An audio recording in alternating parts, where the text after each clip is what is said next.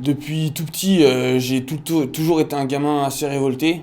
J'ai toujours ressenti pas mal d'inégalités, que ce soit autour de moi et je pense qu'ils se reflètent au pays et au monde entier. J'ai toujours été attiré par les expériences avec des sensations un peu fortes. Très vite, chez moi, à la préadolescence surtout, j'ai senti un climat de non-dit, de tabou, de secrets de famille, un manque de dialogue et de liberté terrible. Ce qui m'a poussée très jeune à passer ma vie dehors avec les potes. En fait, moi, avant j'arrive à Saint-Jean-Espérance, j'habite dans un quartier où il y a de la drogue, on fait des casses pour avoir de l'argent sale, voilà, parce que aller travailler, c'est trop dur. Donc il y en a un qui ramène un pédo, on sait pas trop ce que c'est, il nous dit ouais c'est génial. J'avais besoin de reconnaissance, je me sentais pas aimé en fait. J'étais pas forcément bien dans ma peau, scolairement c'était pas la joie. Et des grands de chez moi, ils m'ont dit, si tu veux avoir beaucoup d'argent, tu vends de la drogue. C'est vrai que mon père me renvoyait toujours son passé et j'avais l'impression d'être écrasé parce qu'il avait toujours fait plus dur que moi. J'avais fait plusieurs fugues dans ma famille, ça avait jamais été vraiment pris en considération. Et j'étais toujours en quête de reconnaissance. On les accueille en fait dans le prolongement de ce que c'est que notre vie, c'est-à-dire une vie commune, basée sur le travail, la vie ensemble et la vie de prière.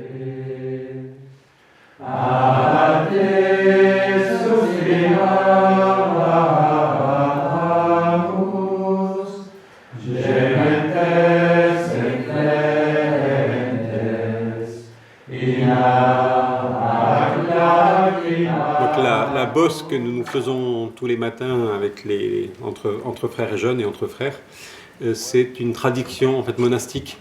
Les moines avant, pour se saluer, donc faisaient la bosse. On le voit moins aujourd'hui. Et c'était signe de la rencontre des esprits.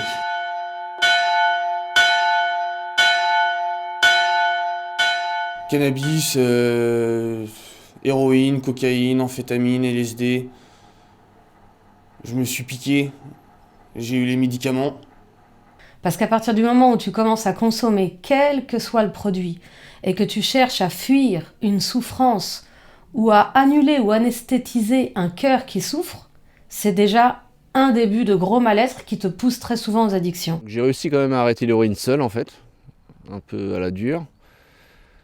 Entre-temps, j'ai rencontré mon ex avec qui j'ai eu un enfant et tout, donc j'étais bien rangé, tout allait bien et tout, puis on s'est séparés, et puis je suis reparti en cacahuète dans l'alcool quoi. Et ça a été très loin, et à la fin, avant de venir ici, au BES, j'étais chez mes parents, je faisais rien, la journée je fumais et je faisais rien. Donc j'étais malheureux. Parce qu'à partir du moment où tu picoles pour oublier, où tu picoles pour être gay, parce que tu n'arrives pas à l'être de toi-même, c'est qu'il y a un gros problème.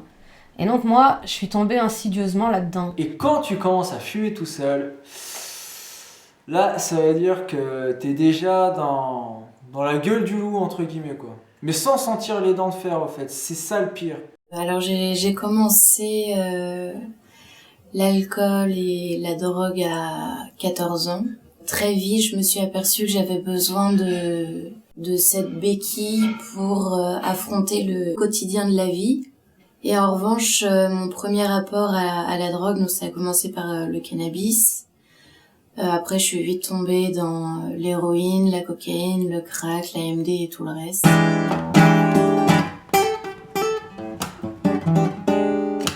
C'est notre but, c'est vraiment de remettre à ces jeunes qui sont en fait déstructurés, de pouvoir les remettre debout.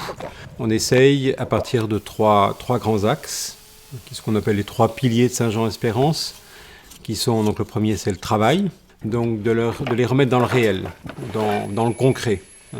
C'est pour ça qu'on a des travaux manuels, c'est pour que le jeune apprenne ou réapprenne à découvrir le réel, parce qu'ils sont la plupart du temps dans l'imaginaire. Ils ne sont pas du tout présents à l'autre. Et puis le travail leur permet aussi de retrouver une estime de soi, d'eux-mêmes. Pourquoi ? Parce que tout simplement, il y a un résultat.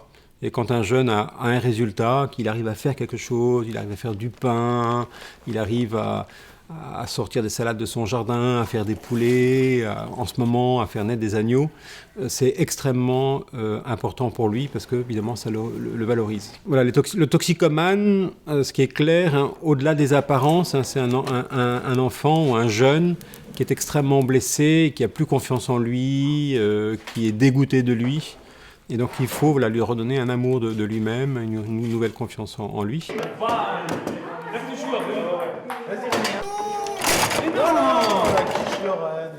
Deuxième grand pilier, c'est la vie communautaire. Hein. On ne les lâche pas d'une semelle, il faut qu'ils soient quasiment tout le temps ensemble.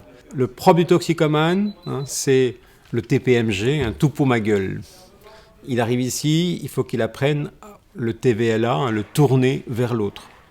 Et donc la vie communautaire, c'est pour ça. Et à travers donc, le regard de l'autre, il va se découvrir plus profondément et il va apprendre évidemment à s'aimer. Et en s'aimant, il sera capable voilà, d'aimer un autre. Et on espère qu'en sortant en fait, d'ici, ils vont nouer des vraies amitiés. Et effectivement, l'expression une main de fer dans un grand vélo va très bien. En même temps, il faut voilà, cultiver ce côté amicabilis, en fait, ce côté amical avec le jeune, mais en même temps, montrer qu'il y a une distance. Parce que voilà, on vit dans une communauté ensemble, on s'est pas choisi de vivre ensemble. Voilà, et c'est dur. Accepter l'autre comme il est, voilà, c'est très dur. On s'est retrouvés en collectivité, qu'avec des catholiques qui parlent beaucoup de Dieu quand même. Les prières régulières, enfin bon, c'est pas que ça me dérange, mais je pourrais m'en passer quoi. Normalement ça se passe bien. Puis à un moment donné, tu sais pas pourquoi, mais t'as envie de lui casser la tête. Mais franchement, t'as envie de lui péter les dents quoi. Pour moi, ce qui a été dur ici, c'est... Bon, la collectivité, de temps en temps, ça pèse parce que je vivais seul dans un appart avec mon petit confort. Je crois que c'est le seul moyen qui peut m'aider à me sortir des produits par une vie assez stricte, voire même austère, où on n'a pas Internet, où on n'a pas notre téléphone portable, donc c'est dur. Levez les mains vers le Dieu 3 fois saint, proclamez qu'il est grand. Alors notre vie avec eux, elle est très rythmée du matin au soir. Les activités s'enchaînent pour éviter que les jeunes partent dans leur tête principalement. Mais les moments principaux, les moments vraiment importants de cette vie de famille, ce sont les repas. Des repas où on apprend à se parler, à communiquer sur ce qu'on a vécu ensemble, les moments de la journée, un moment important de la vie familiale. Et juste après le repas, c'est le temps des services, apprendre à faire la vaisselle. C'est nous le lave-vaisselle de la maison. Faire la vaisselle, essuyer, passer le balai, rendre la maison propre, vivre dans une maison propre, où c'est agréable le soir de revenir et dire « Ah, qu'est-ce que je suis bien chez moi ». Priez pour nous pauvres pécheurs, maintenant et à l'heure de notre mort. Amen. Pour ma mère, je vous salue Marie, pleine de grâce. Le Seigneur est avec vous. Vous êtes bénie entre toutes les Et puis le femmes. troisième pilier, alors ça c'est la dimension de la quête spirituelle. Le toxicomane, il est dans le produit. Le produit, c'est quelque chose de terrestre, quelque chose de matériel, et qui peut évidemment jamais faire grandir quelqu'un. Qu'est-ce qui fait grandir quelqu'un ? C'est toujours quelque chose ou quelqu'un qui est supérieur à lui. Et qu'est-ce qui est plus grand que nous ? Alors évidemment, il y a l'ami. L'ami, quelque part, il est plus grand que moi. Et puis, il y a cette dimension, évidemment, de Dieu. Et on voit bien, par expérience, que les jeunes, quand ils découvrent Dieu, ils ont une force en eux. C'est une école de vie qui te permet de prendre un temps pour toi où tu commences le travail d'introspection.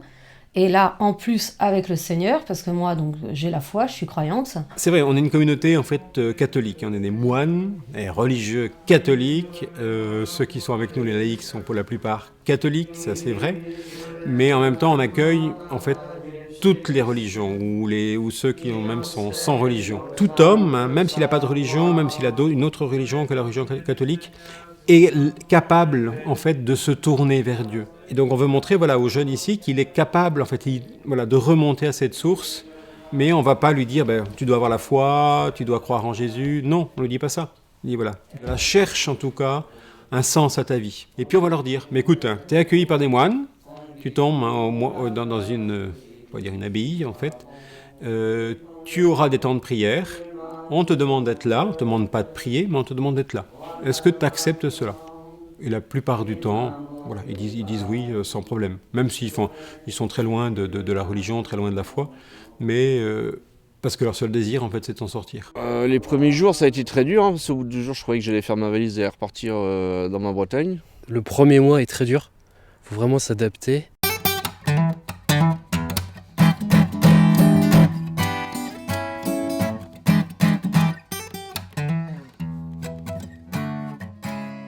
Je suis tout seul, je suis en train de déprimer comme un con parce que j'ai pas de cannabis et que je parle ni à mes parents, ni à mon petit frère avec qui j'ai un très bon lien, mais qui avait commencé à se détériorer, ni avec mes potes de fumette parce que je veux que de la fumette pour moi tout seul, parce que je veux plus partager avec les autres. Puis après, c'était le gouffre, quoi. Ça a été le néant.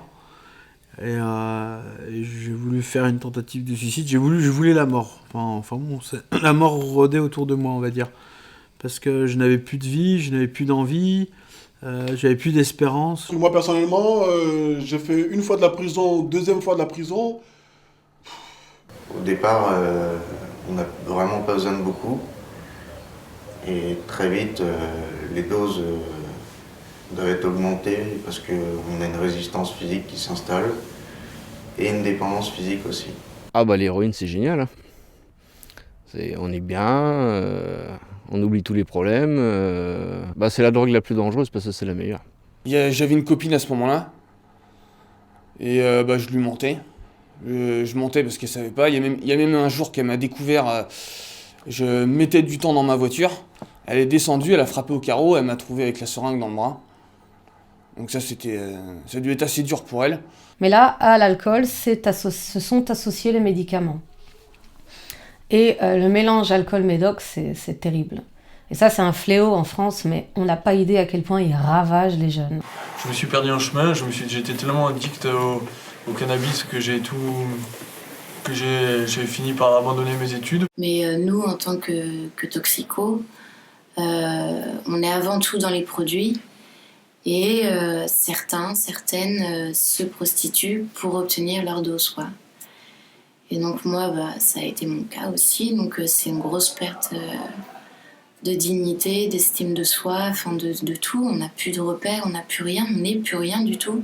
Agneau de Dieu qui enlève le péché du monde. On accueille vraiment des jeunes filles qui sont parfois très très blessées. La jeune femme prend plus de temps avant de demander de l'aide que l'homme. Elle tombe souvent plus bas et elle est blessée beaucoup plus intérieurement. Donc il y a aussi un apprentissage, un apprivoisement avant de pouvoir aider. Donc on espère que d'autres jeunes puissent être aussi ambassadeurs auprès d'autres jeunes pour faire connaître l'association et pouvoir offrir ce cadre intéressant pour cette remise sur pied et ce chemin de guérison, de libération. Le ciel et la terre sont remplis. Plus un jeune passe de temps à Saint-Jean-Espérance, plus fort il sera pour ne pas retomber, ou en tout cas s'il retombe après pour apprendre à demander de l'aide.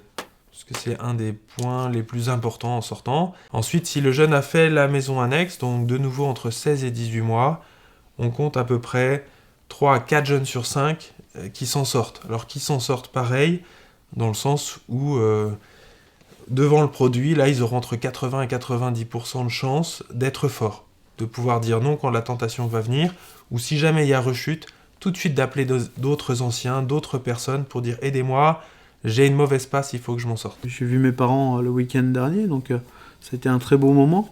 On les voit à partir d'1 an, donc ça a été un grand moment.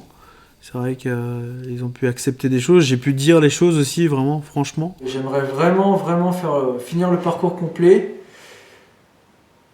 Parce que voilà, j'ai quelque chose qui me tient à cœur, c'est de pouvoir reprendre mes études. Non, je pense faire 1 an, peut-être un petit peu plus à la Bretèche, en maison mère. Et après, j'ai pas pris des décisions sur la maison annexe. Oui, j'ai un projet qui m'intéresse. Enfin, c'est plutôt un concept que j'aimerais bien creuser. C'est la permaculture. Ici, je rapprends à vivre. Me lever, pour moi, ça n'a jamais été un problème. J'ai mes cigarettes. La drogue me faisait du mal, là j'en ai plus. Pour moi, je suis à la meilleure place que je peux être en ce moment, quoi. Je suis fragile, j'ai été fragile, je serai toujours fragile. Le reconnaître sans aucune honte et mettre tout en œuvre dans sa vie pour ne pas retomber ou rechuter. Ça passe par des choix drastiques de vie. Je vais essayer de reprendre mes études et être thérapeute. J'ai envie de m'en sortir et j'ai envie de devenir un homme responsable, avoir un travail, une famille et voilà. Si je pars de Saint-Jean-Espérance, c'est dans ma tête que j'ai échoué cette opportunité qui m'a été offerte, mais à plusieurs reprises.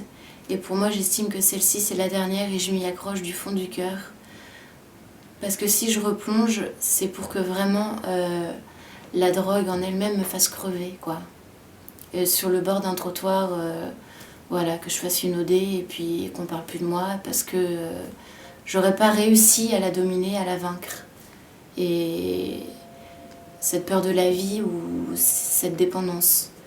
Et du coup, là, c'est vraiment puiser la vie et puiser l'espérance et la foi m'aide au quotidien, ça c'est une certitude, Dieu m'aide et puis bon, on va finir par j'ai confiance en l'avenir.